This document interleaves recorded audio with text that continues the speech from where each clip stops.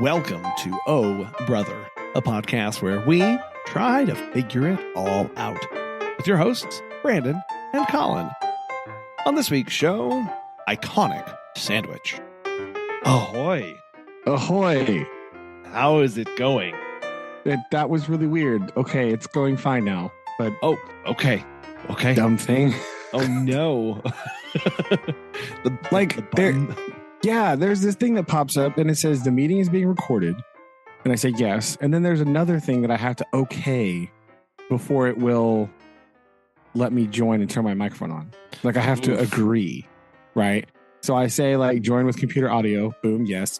And then it says this meeting's being recorded and you have to hit okay. Otherwise it won't turn your mic on. You have to like agree to be recorded or whatever. But the button, so it's like a text box and there's words and then under it there's a place where you can hit like okay or no.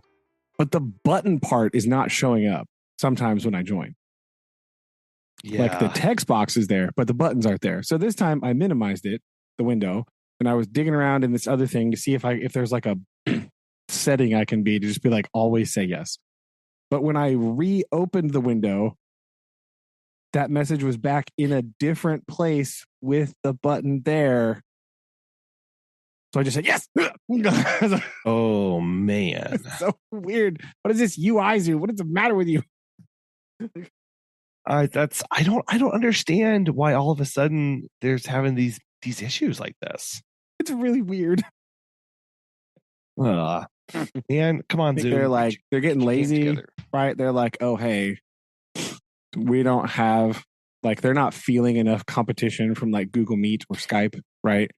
So they're just like not doing all the stuff, you know? They're just like, there's not feeling enough drive from the competition, right? So they're like, oh, they just laying off and like being all lazy and stuff. And fun.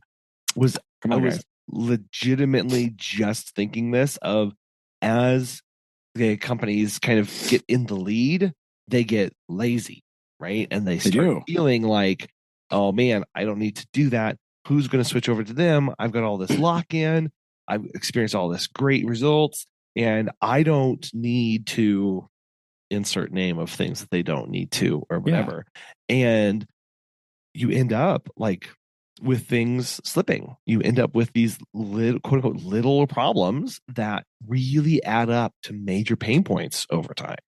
That's true. There's a very famous example of this. This is going to be the most nerdy thing ever, right? Love it. But famously, right? This could just be because this is what I've been watching on YouTube this week, right? Kind of ties in with my thoughts from last week a little bit here. Famously, there is a perfect example of this phenomenon, right? Where when there is strong competition, both products end up being quite good, right?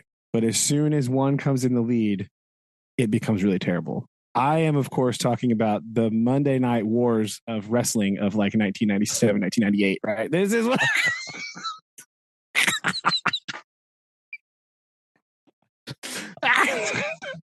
right? Whenever there was like two like very hot wrestling products, right? The wrestling on both was quite good, right? As soon as the WWE like became firmly in the lead, the quality of programming went down dramatically. Yeah. Because they didn't have to try anymore. And like famously it's quite bad. Yeah. Like it's quite bad after that. So this Zoom can learn from the Monday Night Wars. No, I think it's a great lesson because then there's no need to drive forward. You don't have somebody hounding you on the tail, and you lose that desire to do better, right? There's not a Goldberg and DDP on the other channel, right? Like driving the ratings through the roof. That's who you're competing with. I mean, good luck, but like shout out to Diamond Dallas Page, right? There you go. What's up? That's what we need. I like to think he'd be a friend of the show. I hear he's a pretty good dude. So, you know, shout outs to DDP. What's up? Sure. Bang. Why not? Go. Got him.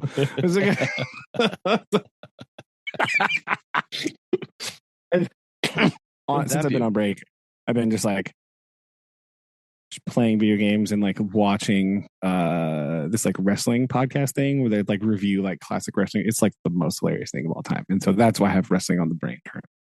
Just because they review the absolute silliness that is old wrestling. So that's why. Oh, well, I mean, it's not all bad things though. Oh no, it isn't, but there's definitely a lot of silliness. So that's what nice. Yeah, I mean, that's something that I haven't watched with our kids is literally anything wrestling. I don't know how I don't know how to like gently bring that in, right? Yeah, what happens. I've got to figure out how to do that. What's a good entry point for the world of wrestling? Do I start like back in the 80s? Like no. Like based on what I've watched from like the wrestling review shows, like because they did some of that, like the early WWF, like the 80s stuff, right? Like the wrestling is not good at all. Like the characters, like Macho and all that stuff is like really good. That's like really interesting. Like the story, because it's a soap opera with body slams, really. Right. That's really what wrestling is. But so like just kind of jump in somewhere, right? Just watch it and be like, oh, hey, here's some random wrestling. Oh, here you go. Blah. Like, because, it doesn't matter. Like, they always recap everything all the time anyway for new viewers. So, like, there's not really, you just jump in and go for it. It'll be all right.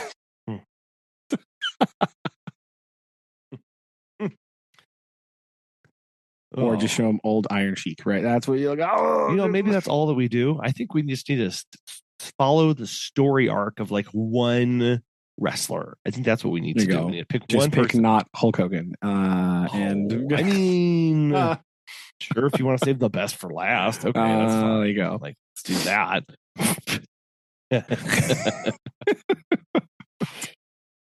Oh, I am out of sorts today. I'm not sick, but I'm also but you not don't well. sound not sick, right? Yeah, like but I'm not well. That's what I'll say. And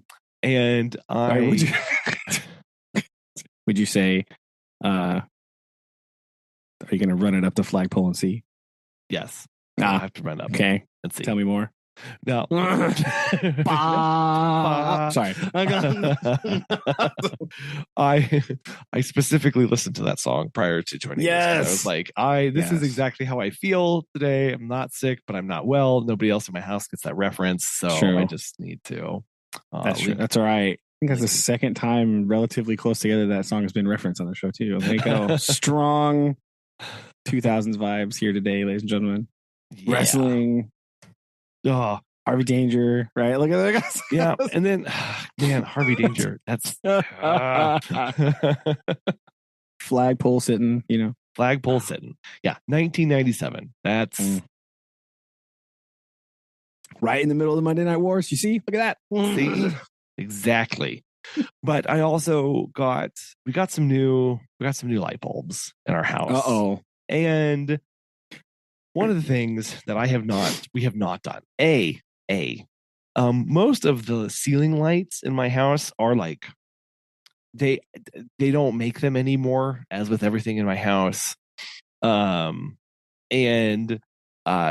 they're all like, oh, there's one place to order these very specific light bulbs, and there's only one kind that fit in these, unless you want to completely rewire them. And I just haven't gotten around to that. So I have to go to ever more and more obscure light bulb places. But we do have a few just normal, 30 watt or whatever light bulbs, that little round ones that you just, I have some of those. And I have a lamp in my classic office, ones, right? Yeah. The classic ones. What started all of this is in our downstairs bathroom, underneath above the vanity, they have three that are there, and they're on. The middle one burned out, and we kind of lived with this for a little while. And I figured it was kind of nice. It was like, oh, it's kind of a subdued atmosphere in the bathroom, but also it's a little dark. And these light bulbs were so old, I couldn't tell what temperature they were. And fewer things infuriate me more than mismatched light bulbs when the temperature isn't right. Yeah. And so we bought this like giant box of daylight light bulbs. And I thought, that's what I want in the bathroom, right? Bright. You just want bright lights in the bathroom. You don't want like it cloud or that way like dim and dark in there. That's true. You want to be able to see doing stuff. your hair up and everything. Be... So we bought this giant box and I replaced them in there. And this little tiny bathroom is like the surface of the sun. It is very bright now. And then, too bright? Did you go too far? It didn't help that like we went from 3 like cool lights to we went from 2 cool lights to 3 daylights. Like like I think that's what happened. We went from that. They were very yellow. They were the yellow ones, and that was like okay. What? Right. So then I have this box of like sunblast, and I'm like, where else is more light needed in my house? And so like I changed one in our pantry. I was like, I can see, and I like put one in. I changed out a couple in our basement because that's really that's a good place to have light. and then I'm standing in my office, and I can't change the ones in the ceiling lights because the ceiling lights are like weird like loops. Like they've got 2 loops on them. They're loop light. I don't know what these are. They're they're CFLs. The heck? Okay. Yeah. I'll send you a picture of these. Weird.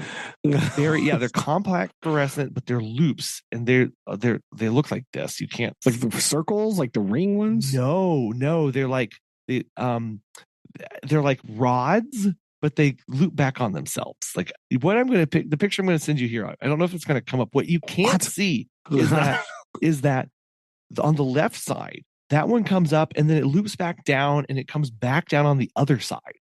And so it's kind of like this like mini like horseshoe almost, but it's a real pinched in horseshoe kind of shape. I'm having a real hard time describing this. It's very weird. Those are what I have in every ceiling light in my house. And why? Yes, I don't know. And they're annoying because they like click in, and so to unclick them, you like really have to yank it out, rank on them. And when you're on a ladder in dealing with like this plastic from the early 2000s, that's what you want to do is yank on it really hard. That's yes, nothing bad can happen there.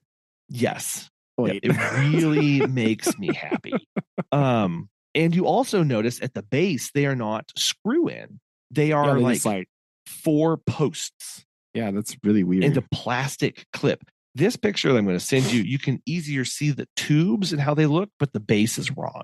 The base on this one I'm sending you is a screw in, not just the 4 posts that just slot in. So the ballasts on these things are weird. And like, that's what we have in our ceilings. And I hate these things. I do. Yes. Like I have to. That's fair. And they're never bright enough. These things are just I detest them with everything. And they're never bright enough. And it doesn't matter how bright I get these things. Every room seems a little dingy. So in my office, I'm standing there with my packet of 32 daylight impact bulbs. And hide these bulbs. And I have a lamp in my office. And I says to myself, you have a small office. This window, it doesn't face the right way. It's rather dark in here. I shoot videos sometimes. I want to put these in my lamp. And so I put them in my lamp. And that was at 11 o'clock this morning. I came in tonight to record. And I turned on my lights from a pitch black office, and I was blinded momentarily. I forgot what I had done. Because previously to these, they were very yellow lights, very like, shh, it's okay, like shh, it's okay, don't worry about it. Now these are searing into my skull and burning away my retinas, and so I actually have it. So on my recording wall, I've hung up these like. I tried to soundproof using these thick curtains, and I've hung them the curtains on the wall and added like I hung them away from the wall by like 2 inches, so the curtains are just hanging there, and then there's foam board on the other side to help capture sound. That's what I'm talking into. Yeah. So I on my layup, it's got the flexible arm. Usually I have that swiveled over my desk. I have that swiveled over, and it's tucked behind the curtain so that I'm not being blinded. It's so far away now. It's being hit. It's behind the curtain of shame.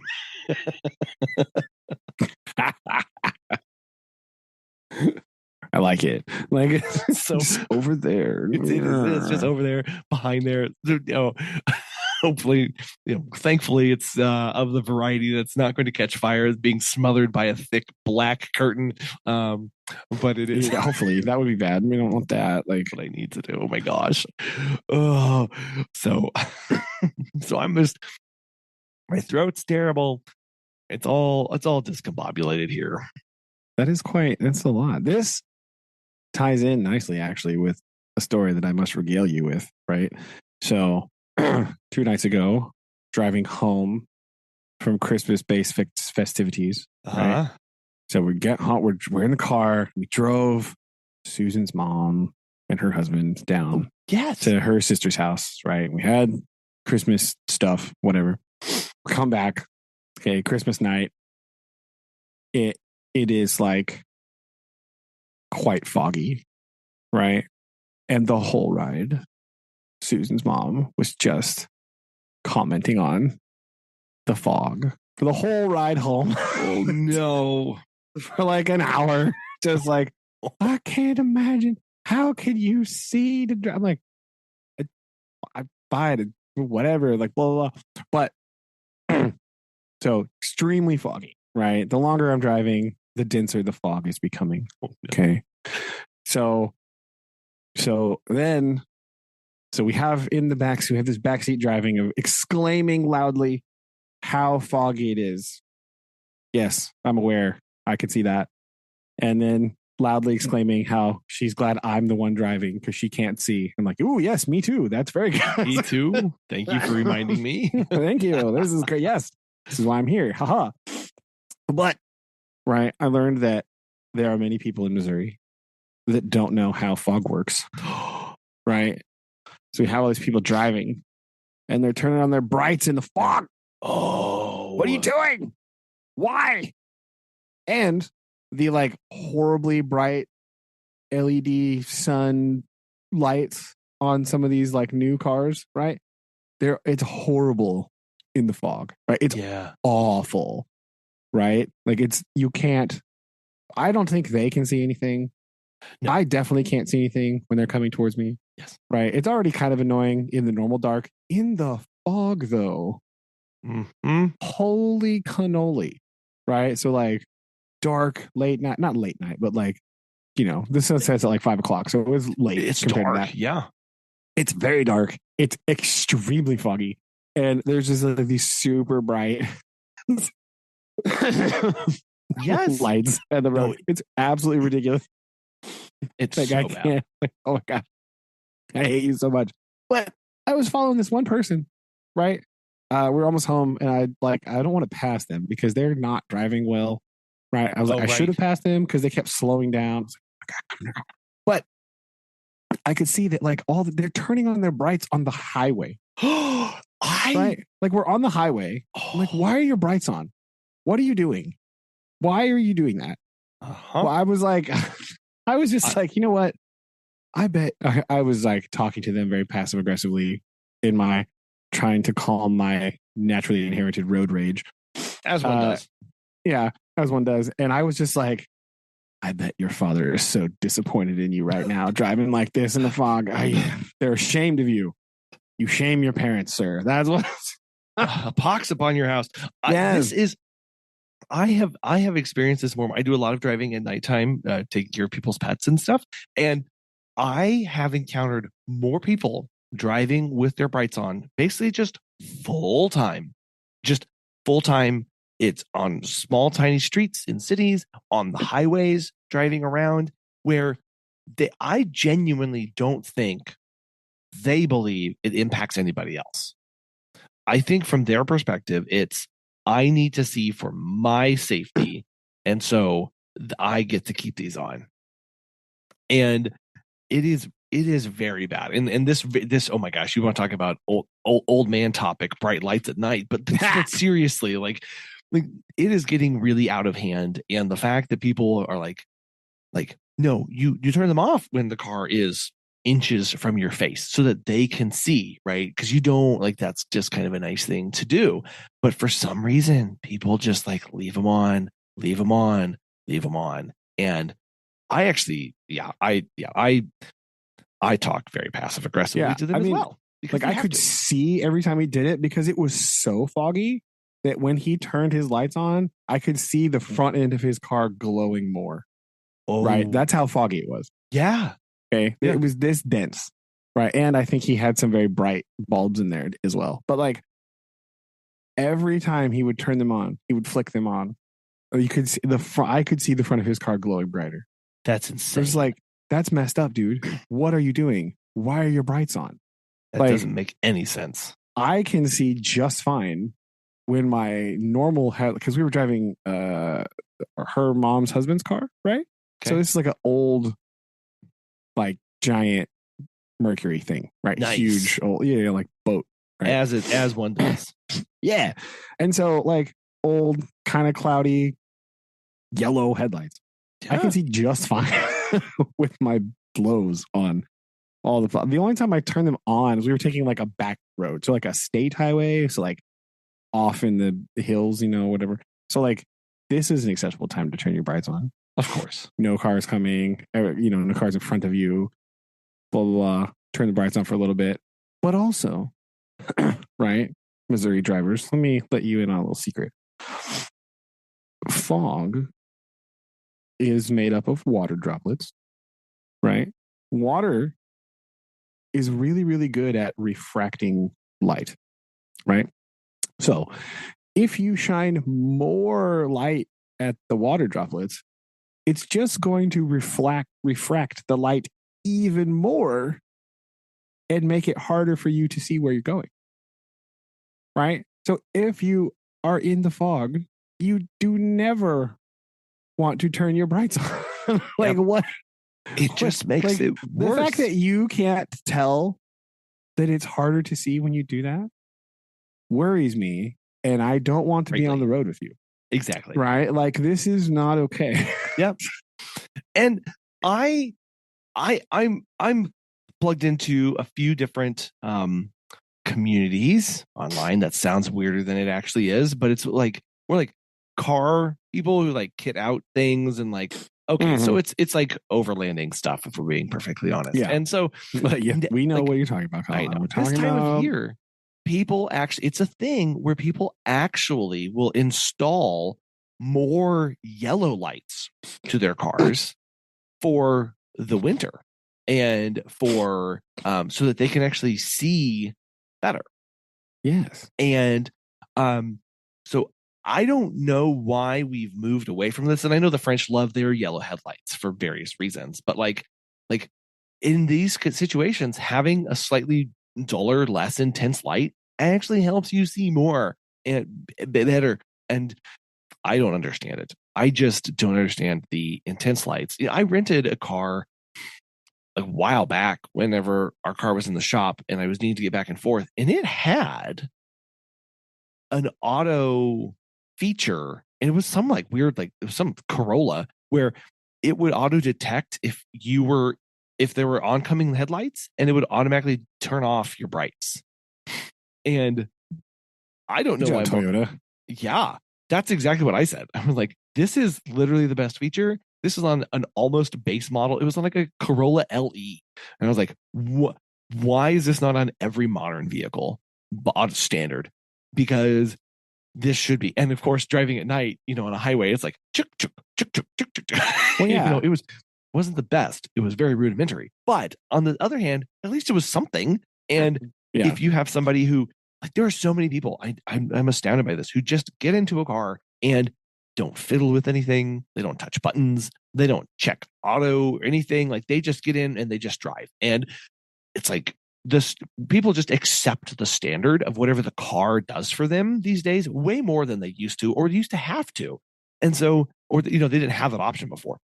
And so it's like, just make it standard and people will live with it. They'll be fine. Like you did it with auto stop start. Like that still annoys people and people complain about it, but you did it. Can you do it with the headlights? Please come on, pull through with us on this one. Come on. I know you can. Yes. But I mean, this gets back to the other problem. It's like, you don't need your brights on the highway anyway. Right. Right. Look, it's a highway. There's ambient lights on billboards and like street light things all over the place. Like, I know this is like between places in very rural Missouri, but like you still don't really need your brights on because there's so much other traffic. Like, you don't even need to do that. Like, what? I know. Like, why are you doing that? So weird. I do not understand at all. It's just like I don't understand. It was confusing me. It was awful. Like, so it was a very fun ride back home. Is what I'm trying to say here in the long run. I can understand. That makes sense. That makes sense. I too would be complaining. Absolutely. It's just so funny. We were eating at her house tonight for dinner. We ran down there real quick earlier today. And we came back and it was foggy again. And so when Susan called her to tell her we're home, like, oh yeah, it's still foggy out here. You wouldn't be, oh my Lord, I can't believe you drove home in that fog. In the fog. How are we gonna get home if we don't drive in it? Like, I'm a, look at no, just you need to tell her, okay, we're gonna stay the night. See what she says then. She'll be like, oh no, go. You'll be fine. Why are you still here? Leave me. It's not that bad. Get out there. Yeah, what are you still here? Oh, I mean, that was my big rant for this week. Like, I don't know. People don't know how to drive in the fog. Right. It's either that or it's like you said, they accept the standard, and there's a lot of people that don't turn their headlights on when it's raining. That's also fun. Because it's always people driving like gray trucks. You're like, aha, exactly the thing that I need to see. Yes, it's like overcast gray day. It's this big gray truck with no lights on at all. Moron. There was that big push in the early 2000s with the turn your running lights on or it was just turn your headlights on and during the day. Do you remember these commercials? Yeah, just have them on all the time. It was a big push that I don't know who was doing this, the public safety, whatever. I don't know. Yeah. Where they just wanted you to turn on your headlights during the day. And this is why we have running lights on modern cars, because I remember during those commercials, people were stopping and they'd be like, your headlights are on, or your headlights are on. It's like, people notice when your headlights are on. Yeah. They notice you when you're on the road. Turn on your lights, blah, blah, blah, blah. Yes. But some people still will, sometimes they just leave the running lights on and don't turn on their actual headlights. Sometimes they don't even have those on. And sometimes they don't even have those on. Yeah. These are the same people that are like, I'm not wearing my seatbelt. I can't believe they're making like, bro, calm down. Like, stop.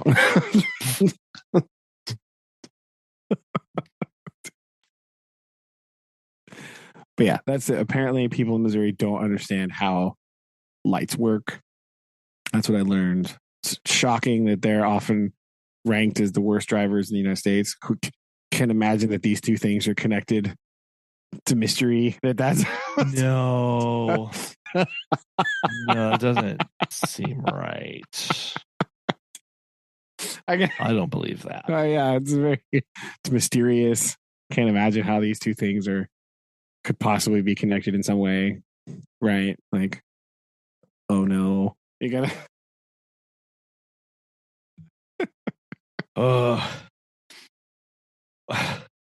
We also for part of our Christmas festivities, we've been working our way through the regiment of Christmas movies, and we watched a new one together as a family.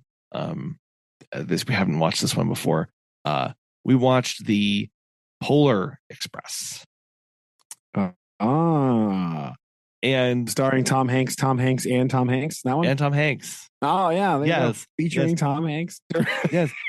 I there are a lot of things about this movie that are groundbreaking. Like it's the first full feature length movie to be shot in in capturing people's movements specifically for to Oh, be really? whatever that's called. Like motion capture, like motion mocap capture. stuff? Yes, Yeah. it's the full feature length.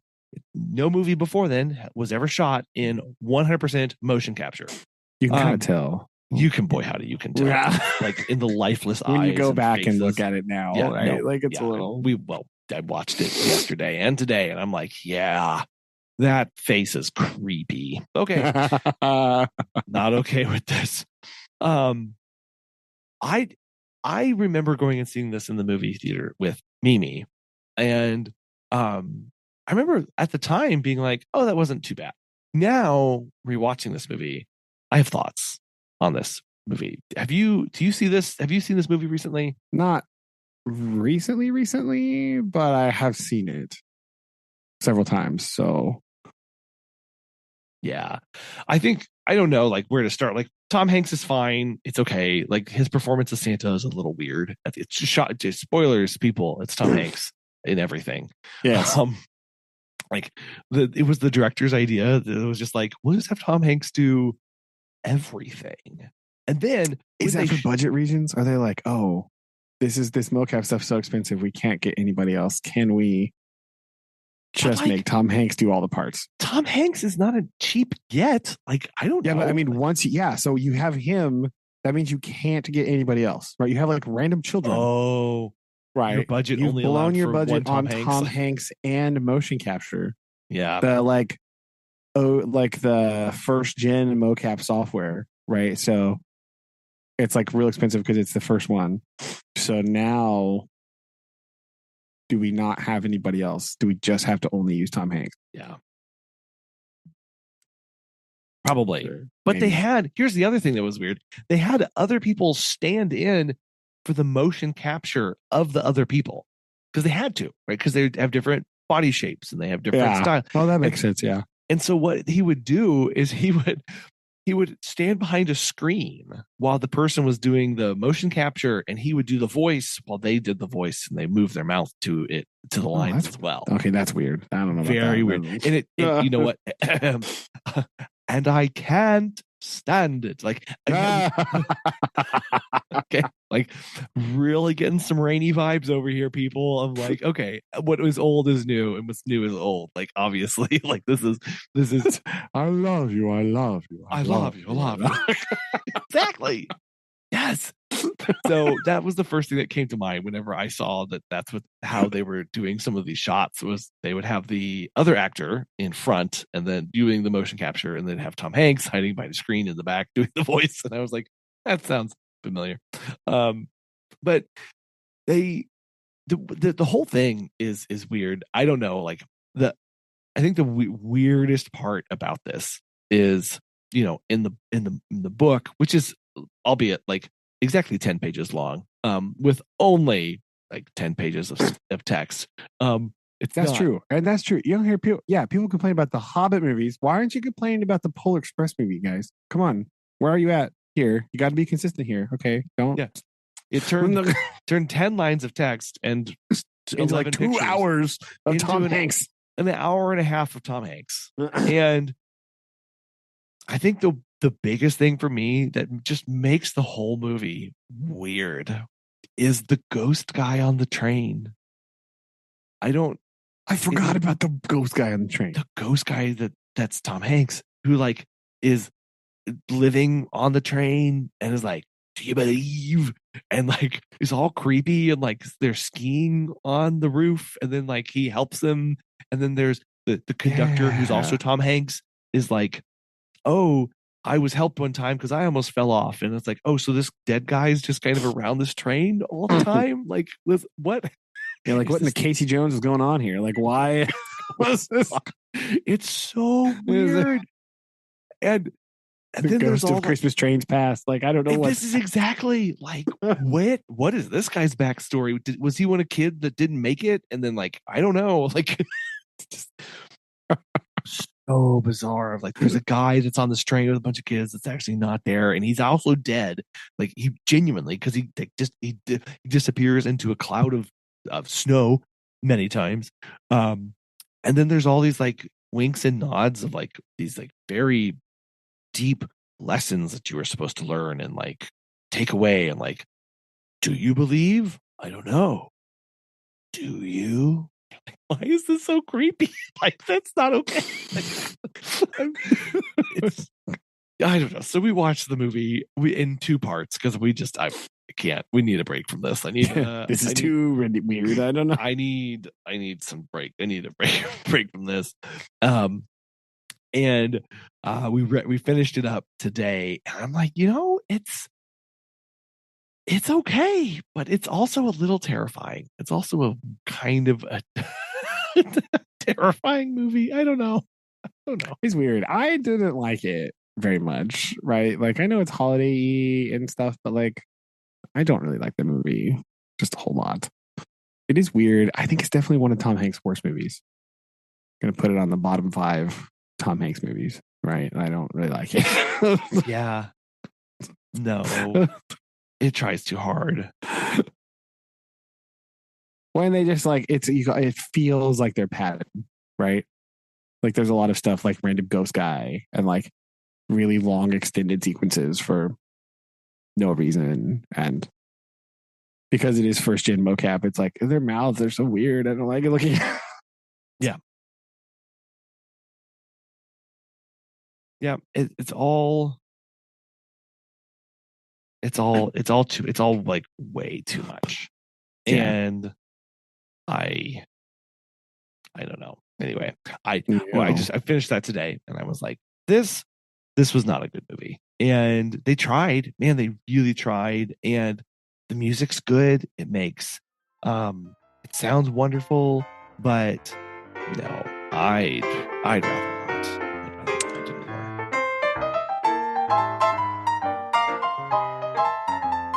There you go. Well, if that's the case, if you'd rather not watch that, Susan and I watched a Christmas movie last night that maybe you'd be more interested in.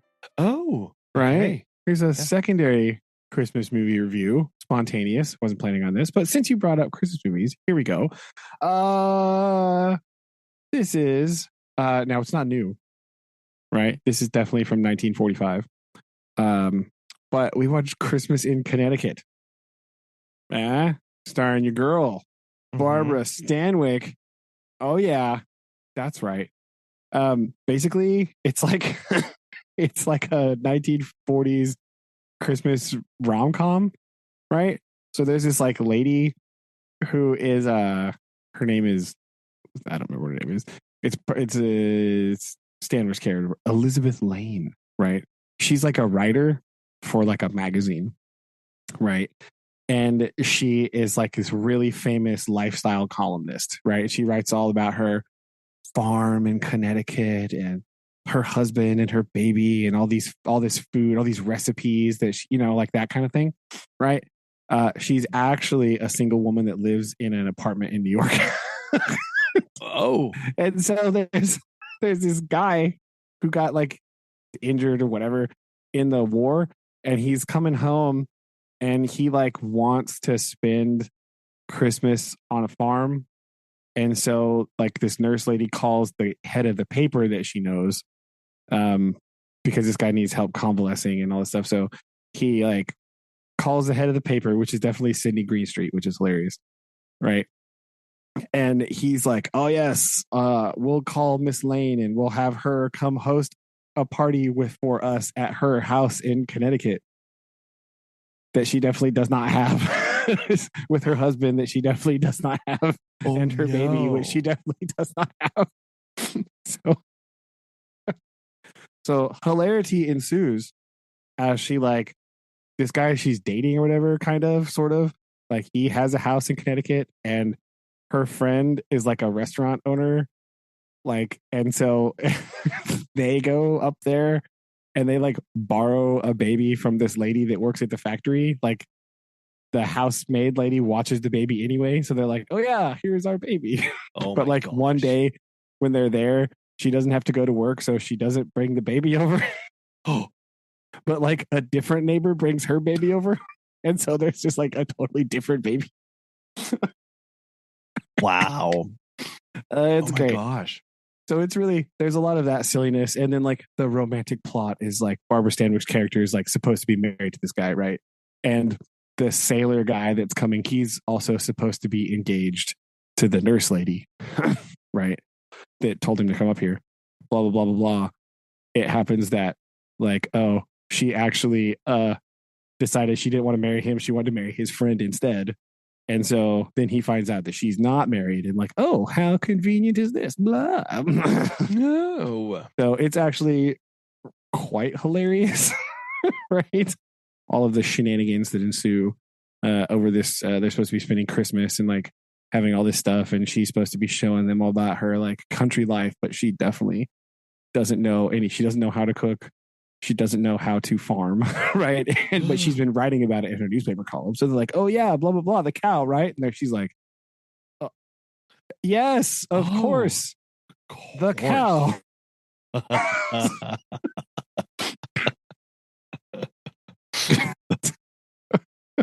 Oh, that's hilarious. It's pretty good. Susan really liked it. And I actually liked it too. So there you go. If you want to watch a maybe better Christmas movie, Okay. Christmas in Connecticut, right? There you go. Pretty good. Pretty funny. Any Yankees? Right? I thought it was pretty funny. So there you go. Also, speaking of trains, oh yes, we took our train adventure the other day. I have had this was I only had one thing written down on my book here, and it was to ask, how did this go? It was pretty good, right? It's pretty interesting. So they had the railroad just like rocks up in this thing, and it is all the vintage rail cars that they still have like in storage somewhere. I guess I don't know where they have them, but there was like 6 cars, right? Is there 6? 5 cars, I think 5 or 6 vintage rail cars, right? They rock up, pull up here from Arkansas, right? And they load them up. They do the thing where there's just like an engine on each end. They just drive down a certain distance, stop, drive back the other way. Yep. Nice. You know, that's what they do. So, perfect. Yeah, but it's pretty cool. They're like the nicest versions of the vintage rail cars I guess they have. They have them all decked up. They got speakers in there. They're kind of playing Christmas music, and there's lights and things everywhere. They have like conductors and people, right? They have like they like read a little thing like the Christmas story, like the night before Christmas. That's what I meant to say. Okay. They like read that for all the kids, and then they serve like hot chocolate and have cookies, and they sing like Christmas carols while it's trains driving down through the thing, right? So it's pretty cool, right? Except for a couple things. Number one, the dude in our car in charge of the singing cannot carry a tune in a bucket. Oh my Lord. No. That he's been doing this for like a long time. Like, my guy, you cannot sing. You have no rhythm whatsoever. Why? It's like he'd never heard these Christmas songs before. Like, he doesn't know how they go. The rhythm was all wrong. It's like, oh my days. What? Why? What is happening? Did you eagerly volunteer for this? I did not. I was hiding because we went with Susan's like PAT people. So there was like a whole bunch of random people I don't know and like very small children. So I was trying to hide away from everything. But like, oh my, the singing was not good, right? He should have just like started the singing and then like let everybody else go. Because can you just start right and everybody take over from there? If there's songs people know, yeah, they were just like classic, like Jingle Bells and things like this, right? And they even passed out song sheets for everybody. So like, that was rough. That was the most awkward part. Was the singing was not great, right? It was not. It was not wonderful. They sing a long time. Like what else was done? No, they just sang a few carols and that was Okay. it. Most of the time, it was just like you're sitting around and like Santa Claus walks through and says hi to everybody and all that stuff, right? So yeah, but it was really cool. It was really neat seeing the vintage rail cars, right? It was a pretty neat deal. It was pretty cool. Nice. I guess they ran like 3 rides that day, so they must have had a lot of people running through there because it was full. It was pretty full when we were there. Like there was a lot of people. So it was pretty neat though. It just probably took like an hour ish, right? They just kind of go down. I don't remember exactly how far, but 10 to 15 miles or whatever. Just kind of stop. Just come back the other way. Hey. But it's pretty neat. The coolest part was the rail cars, right? It was really neat to see like the vintage railways and like see the cars and everything like that. And it was really neat. So yeah, I thought it was good. The kids seemed to have a lot of fun. And how did Mr. and Mrs. Claus do? Oh, they did all right. They were, Mrs. Claus. She didn't like it as much as Mr. Claus did, I don't think, but she did enjoy being on the train and seeing the little kids, right? She liked it. So they did a good job. They helped pass out the little gift bags to the train and all that stuff right at the end. So it's pretty good. But yeah, other than the guy singing, okay, should not be the guy singing. Right? Maybe the other train cars had more successful like attendants that can sing better, but our train car guy, whoo boy, it was rough. It was a little tough, right? It was well, I'm sure they didn't intentionally, staff everybody with. Well, no, I mean these guys work on. They're normally like employees of it's a freight railroad, so like, whatever. But like, that's hilarious. He practices Christmas carols, I guess. That's the Oh, excuse me. Yeah, that's maybe the big thing that he needs to do. Get better warm up for next time. Maybe. Where did my other thing go? I was going to send you something else because I had another. Here it is. I was like, I saved it and then I closed it because I'm good like that. Nice. I remember what I'm doing all the time. Wait, no. Why can I not? Excuse me. What? Oh, there. Haha. Everything's fine. There you go. So it's almost 2025. That means there are new things about to enter the public domain. Right. And I just wanted to, that didn't send you the link. What the heck? This dumb thing. I wanted your opinion on some of these things and see if there's anything that you think is particularly interesting. There we go. Kablow. Okay. Right? So January 1st, 2025, new works enter the public domain. Works from 1929 are open to all, as well as sound recordings from 1924. Oh. Right? So there's a big host of books and plays and films and 2 characters, right? 2 quite large characters. Important to American popular culture. And so, number 1, just be prepared for some terrible horror movie version of at least one of them because they're always the first to jump on this. That's what people do. They do that because they're like, I can make $10 for free. But like novels, books, and plays include The Sound and the Fury. Yes. Right? A Farewell to Arms. Arms. What? Yeah. Oh my gosh. The Maltese Falcon. Boom. And Red Harvest. Red Harvest is weird. If you've never read that book is insane. I don't think I have not. grief, it's crazy. But and a bunch of the other ones I haven't heard, but those are the big heavy hitters here. All Quiet on the Western Front. Yeah. Oh yeah, All Quiet on the Western Front. What? Yeah. Okay. Well. Yeah. Films. First off, several Mickey Mouse animations. So we'll see that in court soon, I imagine. Also very unfortunate. Also, musical compositions.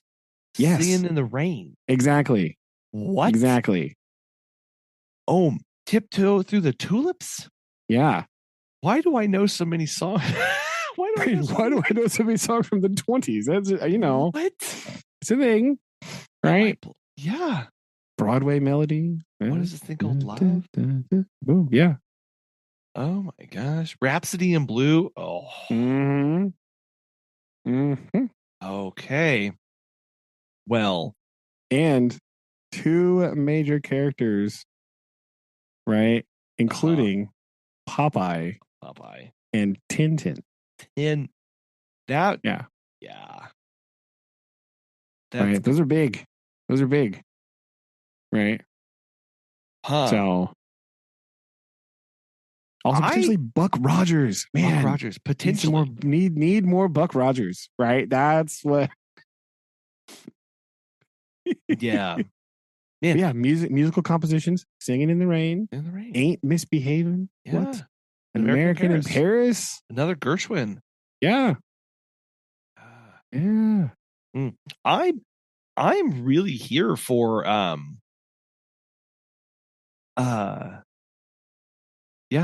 reading through one of these books. I don't know. I think it'd be a lot of fun.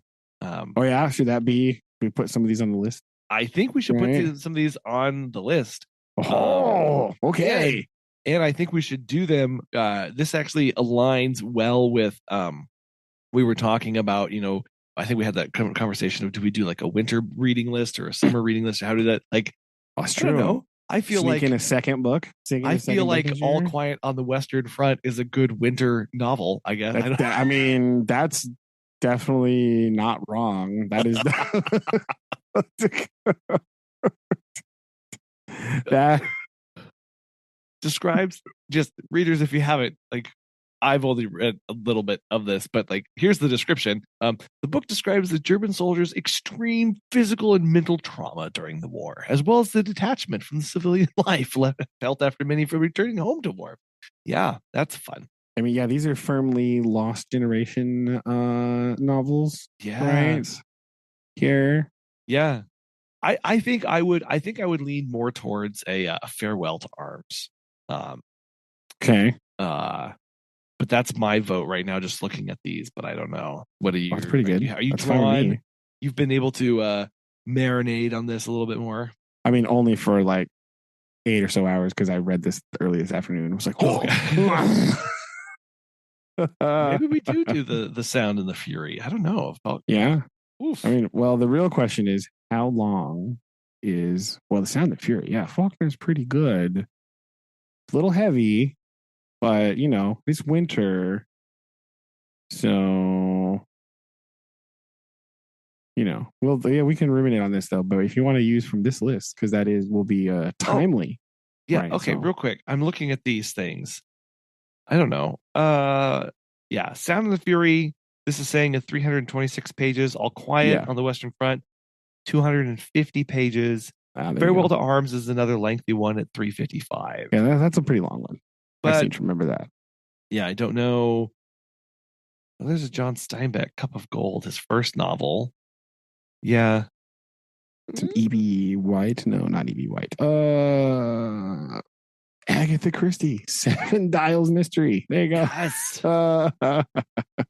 Perfect. There you go. Huh.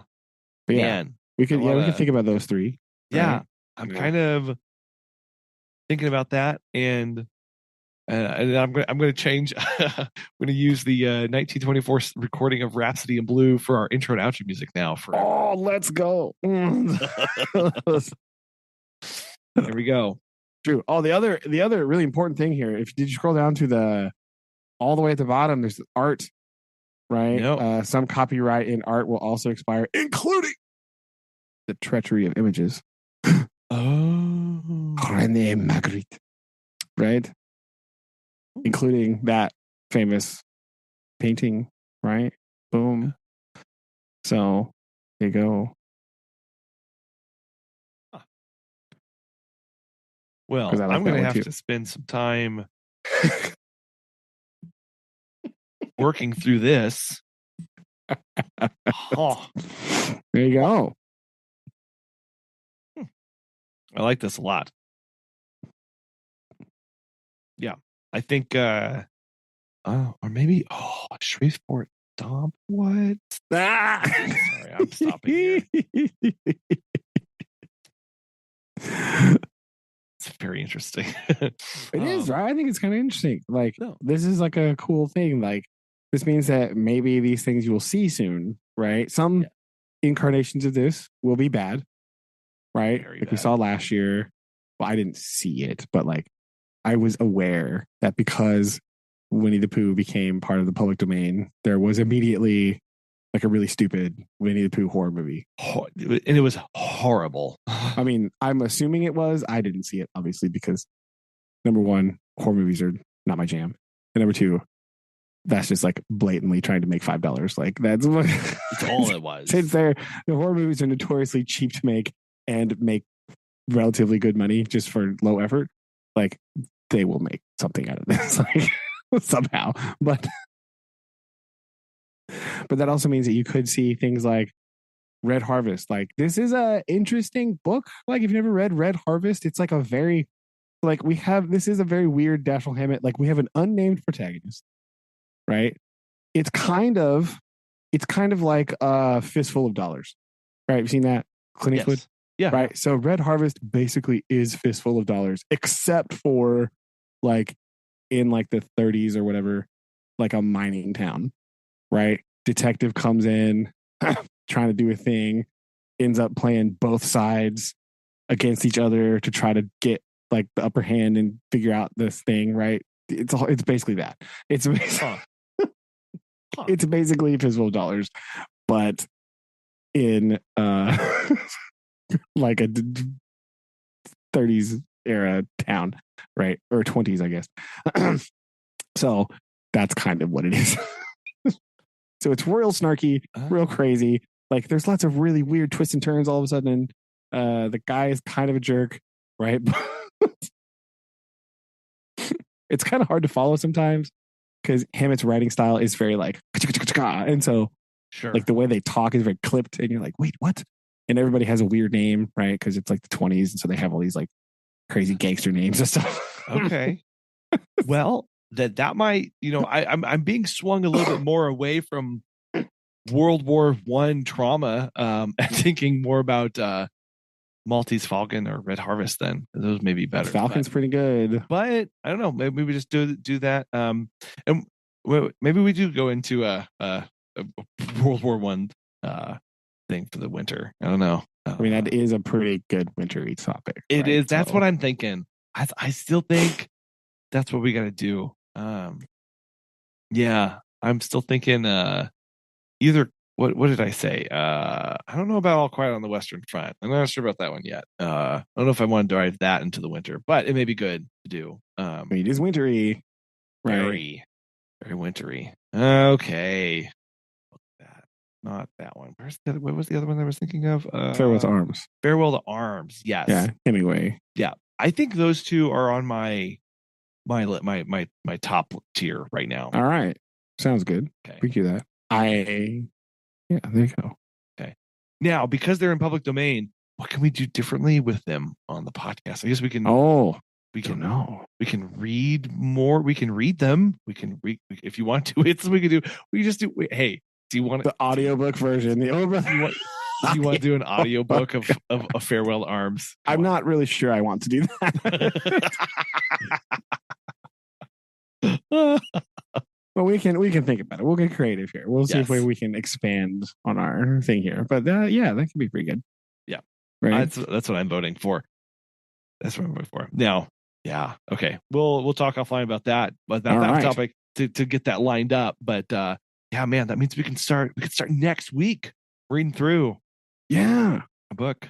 True. Okay. We have to figure out so I can make sure I have it though. But yes, get it. I too need to make sure I get whatever. Make sure I have that.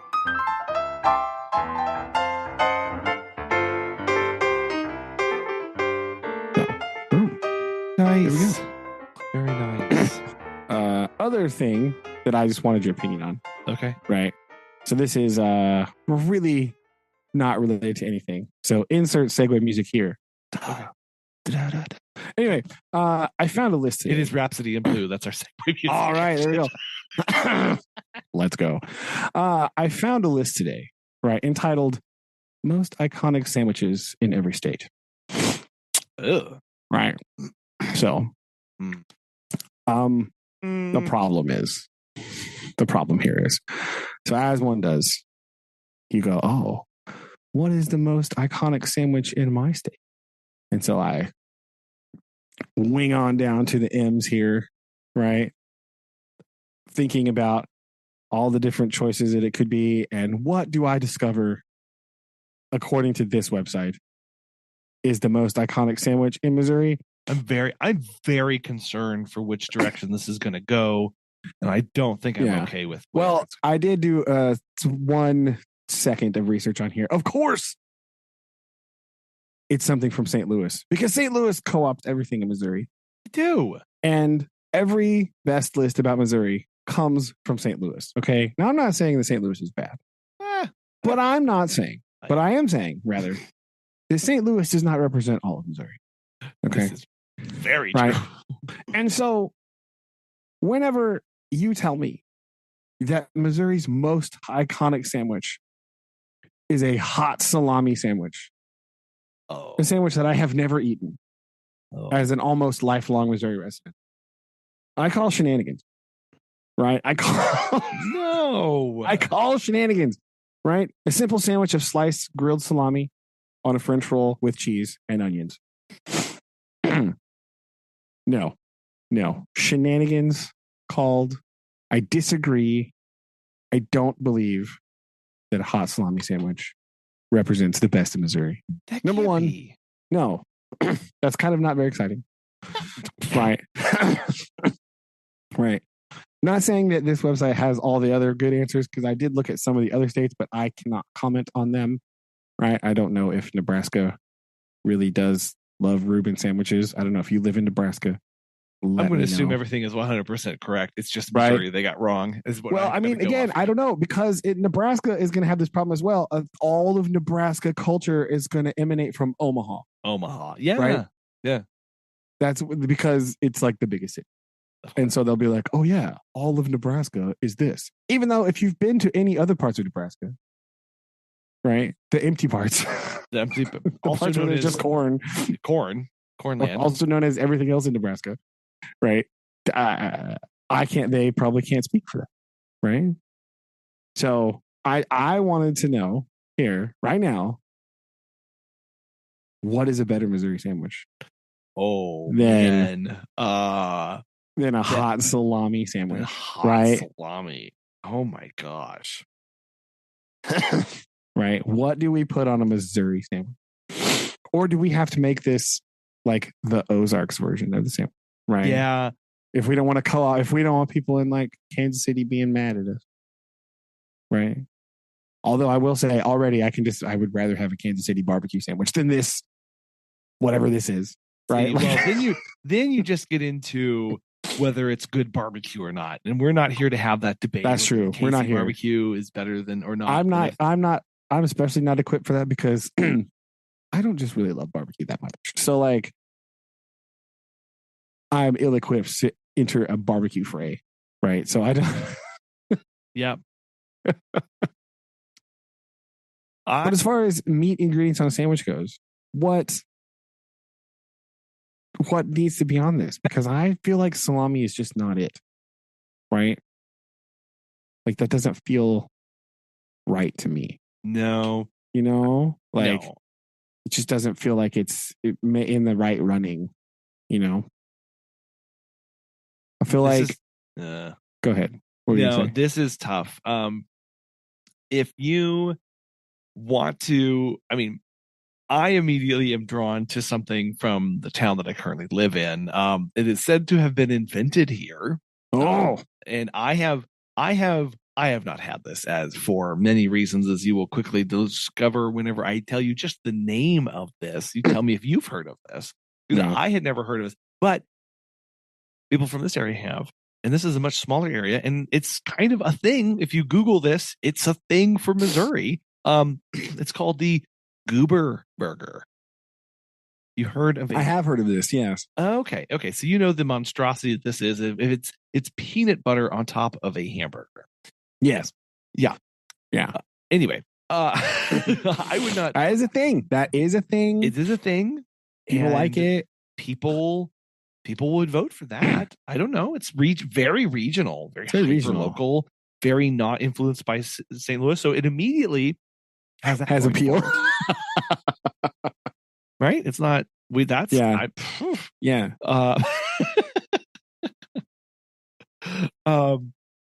I don't know. Yeah, see, I would think it either would have to be some version of a cheeseburger, or like, I don't know, maybe like a fried chicken patty on it. I don't know. Like, that's what I'm thinking of here. Like, yeah, right. Like, so here you go. So here's what we can think about, right? For meat, right? Missouri's largest agricultural products are either cattle, hog, or chicken, right? We do have a lot of chicken in Missouri. So a lot. Do we need to have like some sort of like fried chicken sandwich? Yeah. Right? Should that be it?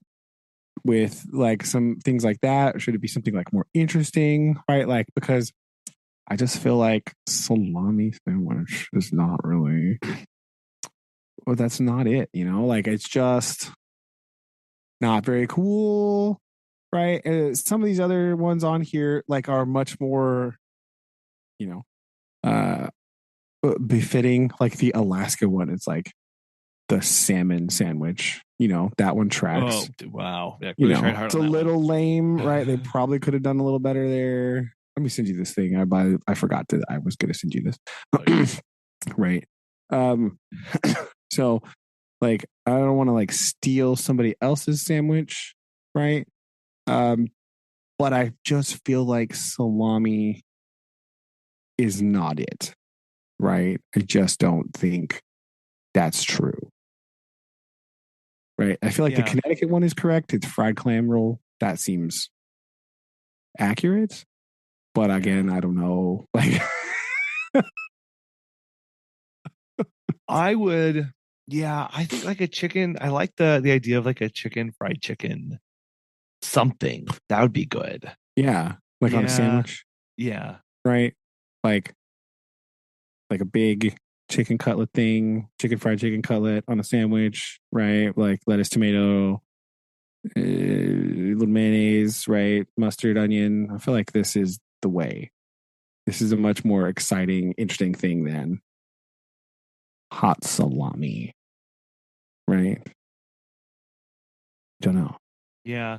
Yeah, there's a lot of interesting things coming up here. Like I got distracted. I was scrolling down. That's fair. Just trying to see North Dakota claims the Sloppy Joe slush burger, and this is that feels like it's too northern for that. Yeah, well, this says Sloppy Joes are loose meat sandwiches with a tomato-based sauce. Most people point to Iowa as a Sloppy Joe's birthplace. However, there's a bar in Key West, Florida named Sloppy Joe's that claims the sandwich was invented in Cuba.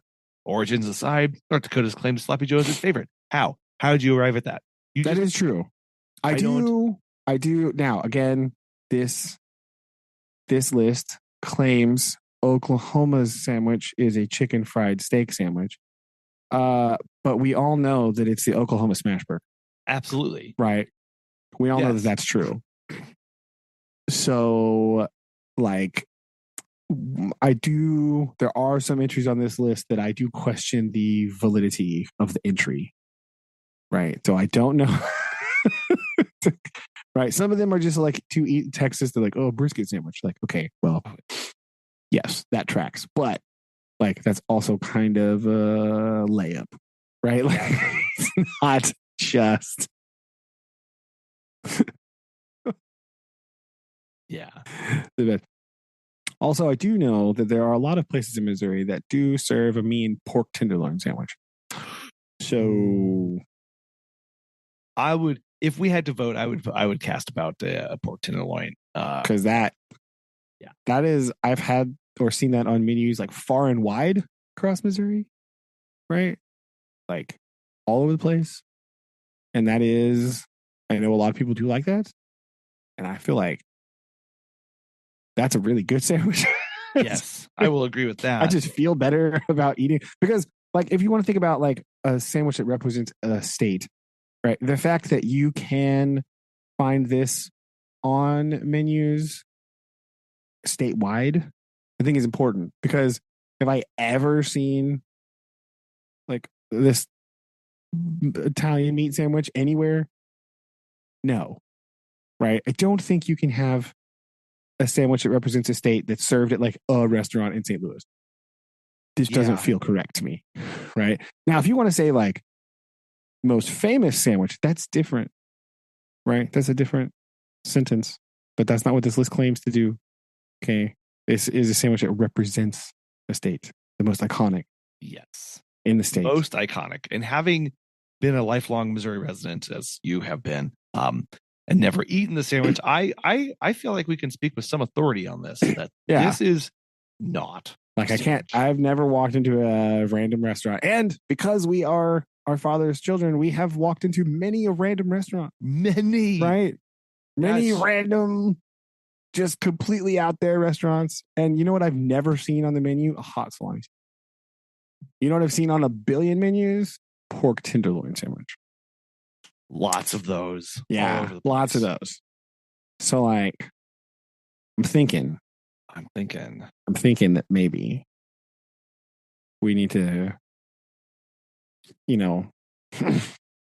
do something here about this because I think we need to raise awareness for the Missouri pork tenderloin sandwich. I feel like, okay. I think this list says like Indiana, maybe I don't know what you do up there in Indiana. I don't know anything about Indiana except for Gary, Indiana from the Music Man. Right. I know Collin's twin is from Indiana. Larry Bird hanging out there. Gosh. I don't. Larry Bird. That's the only thing I know about Indiana. I don't know if you actually eat pork tenderloin sandwiches, but you know where they do eat a lot of pork tenderloin sandwiches? That's Missouri. And I think that it's a better fit here. So Indiana, let us know if you actually eat pork tenderloin. Is this a thing? Is this a thing? Because I know it is in Missouri, right? I know that is true. So now, again, have I been to like every restaurant in Missouri? No. But I know that I've never had this hot salami sandwich, and I've lived here basically my whole life. I'm even looking at a diner here in my local town that is a sandwich and spud shop. It's been around for, I'm going to say 50 years or more. I feel like this is pretty authoritative on the kind of sandwiches that would be offered in Missouri. Here are their options. You can get a cheese sandwich, ham, pastrami, turkey, roast beef, super combo, turkey club, grilled chicken breast, BLT, polo sausage, Reuben, tuna, and chicken salad. You know what I didn't see on there? Hot salami. Hot salami. I did not see a hot salami sandwich. That's fair. That is fair. And I think that pretty much sums that up. Yeah. Salami only appears on here with a ham and salami thing. So that doesn't that doesn't count at all. No. Right? That's not how this works. No. It was they claimed, we did research. I think they're wrong. That's true. I just pulled up another random restaurant here. I'm gonna see what they have on their sandwiches. Lots of burgers. Oh, pork tenderloin. See, I pulled up a menu from that random diner that we went and ate at this summer when we went to the lake. You know what they have on their sandwich menu? Pork tenderloin. No salami. Kablam. No hot salami sandwich. None. 0. Right? So I guess you could also make the case for catfish sandwich because that's kind of far and wide as a river influenced state that Missouri is. You know what? But that's definitely more Ozark. But they're not. They, you know what? They have lots of big catfish. The Missouri River. Yeah. That comes halfway through the whole entire state. So, like, I'm just saying, potentially, maybe runner-up catfish sandwich. But that I would agree that is quite an Ozark thing, right? With the Chano Lakes and whatever. But yeah, look right here, bang, pork tenderloin sandwich. Okay, look at this. The power of Google Maps. Okay, this is what it's actually meant to be used for. Okay, I'm gonna. So, yeah, I just wanted your opinion because I felt that this was incorrect. Yeah, right. I felt that this was wrong. I felt that we have to do better than hot salami sandwich. So, just wanted your and as an additional component of this research, I will go interview a native St. Louisan as part of this. And I will report back to you. Turn around and ask. Yes. Hey, honey. No, she's not in the office. It's too bright. Okay. The light is blinding in here. Okay. Also, I just want you to know, I just went on Google Maps. Again, this is the power of Google Maps. I picked a random restaurant in Kirksville, Missouri. Great. Oh, pretty close to St. Louis. You think it's on the other end of the state, though. It's very North Missouri. Very northern Missouri. And you know what it has on its menu? Pork tenderloin. Pork tenderloin. Yeah. So a restaurant in the extreme southern, like Arkansas border, has a pork tenderloin sandwich. A restaurant that is like, a couple miles away from Iowa, pork tenderloin sandwich. Neither of them have a hot salami sandwich. And that, my friends, that is a bit of evidence. That is a strong piece of evidence right here. Right. So there we go. Bang. It's what I like this. And refuted. That's wrong. So this is my official statement saying that I feel like at least, right, if we're gonna make a Missouri State sandwich, I feel like pork tenderloin has to be in the running. Okay, I'm not saying it's official yet. I'm not going that far yet. I think we could think about this some more, but I think that we should put it in the list to be voted on. Right, I agree. Chowhound, you've been called out. Boom. Yeah. Okay. Wrong. The Old Brother Podcast takes umbrage with your list. Right. At least 2 Missouri residents disagree. I didn't get interviewed for this. That's all I'm saying. So I do indeed take umbrage. There you go. So we'll put pork tenderloin potentially on the top 5 list for Missouri sandwiches. Right. Okay. We can whittle it down later, but I think it makes a good claim. I like this. I'm willing to go to the match for this. Okay. And with that, I think we'll bring these shenanigans to a close with a bit of a haiku. If you have nothing else today. Yeah, that is all. That's all I have. All right. A haiku to wrap up the busy Christmas season. Guests have departed. Silent halls and dimming lights. Holiday reprieve. Wow. Nice. I like the way that wrapped up. Yeah. Yep. Nice. Especially given that my daughter is counting down the days to Christmas now. Oh, already? That's fun. Girl, we got to calm it down a little bit. That was really lots fun. of other holidays in the middle, right? First of all, where's the countdown to New Year's? Okay, where's that? Where's countdown to Arbor Day? That's a good point. Good point. No, she's already marking it on her calendar and counting down. Oh my goodness. What the heck? I was like, I'm sorry, what? She was like, only 364 more days to Christmas. Like, first of all, stop. Okay. All right, we're gonna put this out here. We'll put this on the Oh Brother calendar. Friday, April 25th is Arbor Day. We need to have for that week's episode, we're gonna do something about trees. Okay, top 5 5 best trees. Top 5 best Missouri trees. Oh, yes. Okay, book it. Okay. Top 5 trees. Just for her. Just so she has something else to look forward to in the interim. Right? Gonna get Oaks. Other oaks. Oh, yeah. Hickories. There you go. See? Okay. We'll Yeah. get that. Let me go get that taken care of. Okay. We'll get that on the list. Perfect. I'll start making my list right now. We'll get it. Well, Where'd my binder? Where'd my notebook go?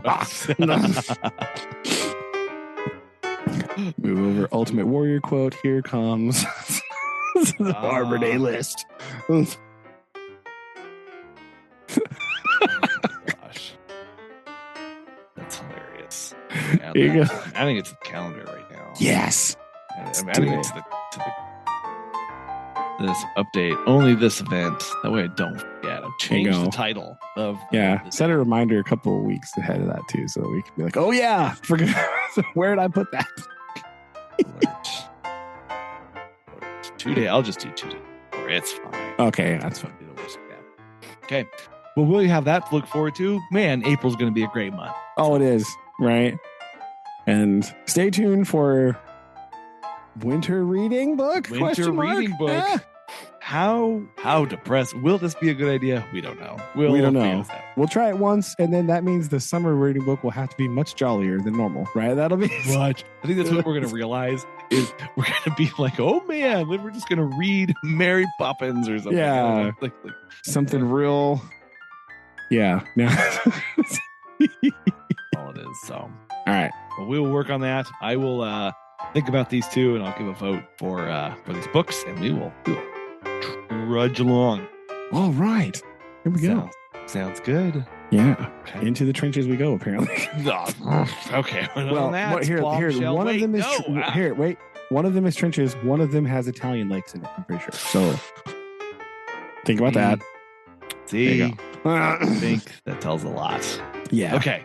Well, and on that mystery, love you. We love you too. Bye. Bye.